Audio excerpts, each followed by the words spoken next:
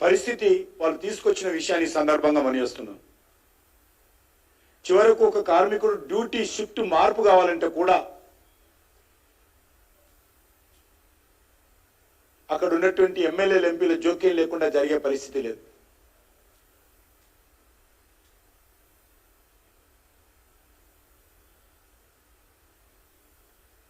సింగరేణి భూముల బదలాయింపులు, సింగరేణి క్వార్టర్ల బదలాయింపులు, ఇష్టారాజ్యంగా ఎమ్మెల్యేలు ఎంపీలు కేసీఆర్ కుటుంబ సభ్యుల ఆదేశాలతో మరి ఉపయోగించుకున్న విషయాన్ని సందర్భంగా మనం చేస్తున్నాం.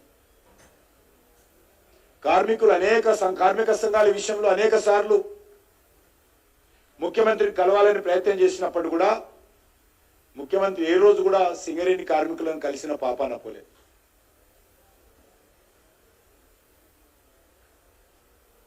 సింగరేణి చరిత్రలో బీఆర్ఎస్ హయాంలో జరిగినటువంటి రాజకీయ జోక్యము ఏ రోజు కూడా జరగలేదు. అధికార దుర్వినియోగం ఇంత యథేచ్ఛగా ఎప్పుడు కొనసాగలేదు.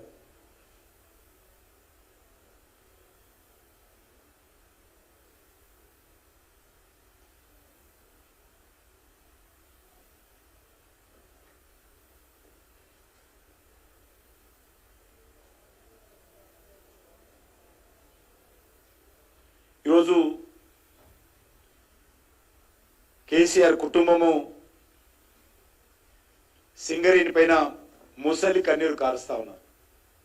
వాళ్ళ 10 సంవత్సరాల హయాంలో కేంద్ర ప్రభుత్వానికి 49% షేర్ ఉందన్న విషయం కూడా ఈ రోజు కూడా వాళ్ళు గుర్తించలేదు.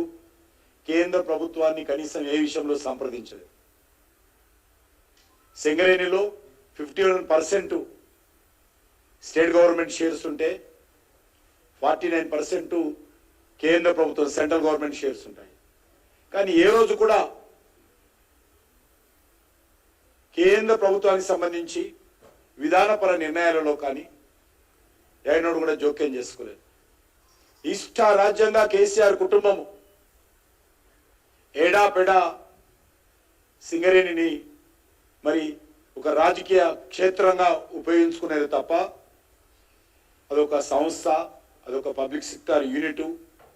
ఇది తెలంగాణ సంబంధించి కొంగు బంగారము. దీని వెనుక లక్షలాది మంది కుటుంబాలు ఆధారపడున్నాయి అని ఏ రోజు కూడా ఆలోచన చేయలేదు.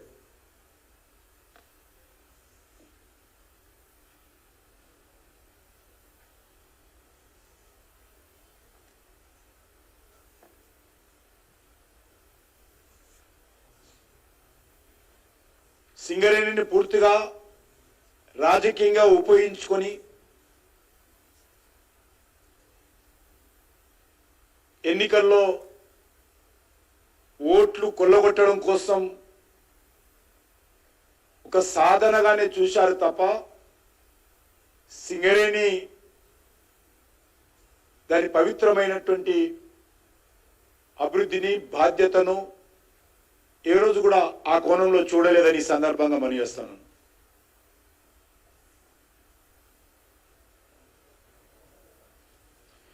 నేను ముఖ్యమంత్రి గారిని అడుగుతా ఉన్నాను, మాజీ ముఖ్యమంత్రి గారిని, మీరు 2.5 కోట్ల బడ్జెట్ పెట్టినప్పుడు సింగరేణికి చెల్లించాల్సినటువంటి బొగ్గు బకాయిలు కానీ, సింగరేణికి ఆధారమైనటువంటి విద్యుత్ ఉత్పత్తి సంస్థల నుంచి కొనుగోలు చేసినటువంటి విద్యుత్ బకాయిలు కానీ ఎందుకు చెల్లించలేదు, ఈరోజు ఎందుకు ముసలి కన్నీరు కారుస్తున్నారో చెప్పాల్సినటువంటి అవసరం ఉంది.